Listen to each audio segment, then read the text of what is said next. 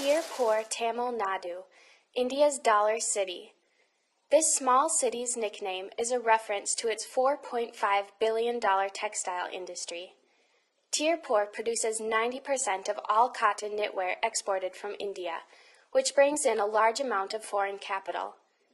The high revenue produced in Tirupur allows the textile industry to disregard labor laws and regulations freely, because strict adherence to the law would increase costs, diminishing India's ability to compete in the global market. One of the people who made this booming industry possible is Lakshmi. There are 7 members in my family, and because of having so many people living at home, I chose to work. My father was a daily wage laborer and was not able to support us all. So I was forced to go to work because I was too young to join the factory. There are 8,890 girls in Tirupur who, like Lakshmi, are employed under Sumangali Thittam, which translates to Marriage Assistance Scheme. The scheme is marketed towards young, adolescent village girls as an employment opportunity to both raise money for their dowry and reduce stress on their financially strapped families. I went to one of my friends because she was already working in a factory and she told me that maybe I will get rupees 25,000. This would solve the problems at home. When I joined on the first day, the first thing I did was sign a paper. It was white paper with something written on it, but I could not read it. Though it was written in Tamil, I could not read the handwriting. On that day, I got rupees 40. They also told me that I will get training and rupees 25,000 after 3 years. That condition was set orally. 25,000 rupees for 3 years of hard labor is a paltry sum even in India, and an indication of just how desperate these girls are. The compensation for Sumangali workers is equivalent to a laborer in the United States earning less than $850 per year. Although the Sumangali scheme is not directly used by Western corporations, many purchase items produced by upstream companies who do. Some of these corporations include big-name brands such as Adidas, Walmart, Jockey, and Hanes. Consumer demand for cheap products motivates companies to use increasingly efficient practices, but at what cost? I started in the spinning department. They said it was only 8 hours of work, but it ended up being more than that. Sometimes it was 9, sometimes 10. In the factory, the machines kept running. Even to change the roll, they would not stop them. Long work hours and the stiflingly hot factory conditions took a heavy toll on Lakshmi's body. If someone came to see me for marriage, they will ask, why is this girl so thin and dark? I have been to the hospital several times and they said, your body is like that because of overeating. The doctor said, the heat is because of working in the factory. Heat is not the only factor contributing to health problems in Sumangali workers.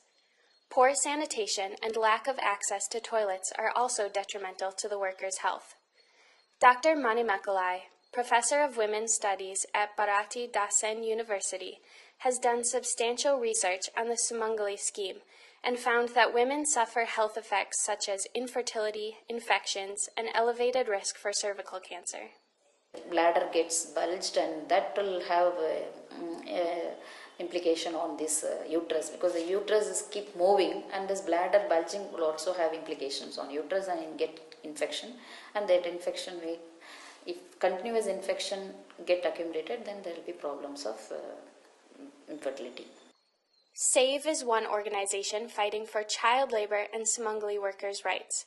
The organization has collected over 1,000 case studies of Sumangali workers, documenting both physical and mental illness experienced by these girls. Ramesh, a labor rights activist working for SAVE, has collected data of at least 40 work-related deaths in the last 2 years, as well as stories of serious injuries to workers' hands, internal organs, and mental stability. I have seen many girls who are either they have some stomach pain or some problem they have. It makes them mentally depressed, and after going back to their home, they feel like I should have not joined this mill because I am losing my life. The stress and long hours Lakshmi faced at the mill led her to feel like life was no longer worth living. At home, also, I used to work a lot because though I was going out for work, it was not an excuse to be at home free. I was supposed to share the load of work at home. If I am tired and I cannot work, then they would also blame a lot of things on me. So sometimes I felt like committing suicide. Sometimes I felt I would go out wherever they cannot see me. In addition to the health complications experienced by these workers, many also face sexual harassment and abuse inflicted by their supervisors. When the girls are working in the machine, they just go and touch their back and just try to kiss that girl. These are all simple problems which they face within the factory. These male supervisors harass them. Supervisors also spread rumors questioning the sexual purity and honesty of the girls, accusing them of promiscuity or thievery, rumors that negatively affect the girl's relationship with her family. If the parents come to know that she was in affair with the boy, it is not actually true, but still they suspect, and she may not be properly handled as their own daughter. Sometimes the daughters may be disowned also sometimes. Of course, the social standing of the girls will be in question, and they may lose their self-respect. They may not be properly recognized as the other normal girls. In some cases, these false charges lead to premature termination of the girl's contract. As a result, many families suffer economically. This girl and the family also, they were waiting for that money. Sometimes there may be single parent, or the father may be suffering from some disease, or for education of the other children. So that lump sum money is, though it was primarily for dowry, there are other reasons also. The physical, emotional, social, and economics effects associated with the Sumangali scheme are detrimental to the girls and their families. However, many families are still sending their daughters to work under the Sumangali scheme because they lack prior knowledge of the true conditions involved in the scheme. My family was not at all aware of anything about this. They were only concerned about their daughter going to work and getting rupees 25,000 after 3 years. All they knew was that the vehicle would come and pick me up and drop me off. Now my family knows that the reason I'm thin, short and dark is because I was working in the factory. Awareness of these conditions has the power to reverse a family's decision to send their daughters to the mills. Many families withdraw their daughters from the scheme once they understand the health implications, and are especially motivated to act when they learn that their daughter's fertility may be negatively impacted. While parents must be made aware of these working conditions, factories also must be held accountable for poor conditions that often violate Indian labor laws.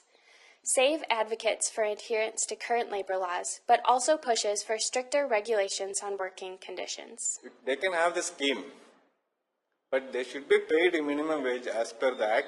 They should be treated humanly. They should be given all the facilities as per the legal provisions. They should have sufficient number of toilets, bathrooms. They should be given quality food, nutritious food. You don't exploit the girls. Do not extract work from them. Do not exploit them because of their poverty. Don't economically exploit them. That is the ultimate our demand. The Sumangali scheme is a very dehumanizing system, but there is resistance. One example of such resistance is seen in the work of the Tirupur People's Forum, a collaboration of multiple organizations, including SAVE, which stand in solidarity against the Sumangali scheme. The individuals involved in the forum lobby on behalf of Sumangali victims, conduct research, and raise awareness of the poor conditions behind the scheme. So after all a long time through the organization, I got the money and now I know a little bit of tailoring. So I am doing that now. I may get a little income from that, and I feel a kind of satisfaction in my life at present. I am not dependent on anyone anymore. I know that wherever I go, I can use my tailoring skills and my experience to teach others. With this confidence and income from my tailoring, I do not have to enter the scheme again. I will continue to teach and also tell people about the bad effects of the scheme so that they will not enter into it.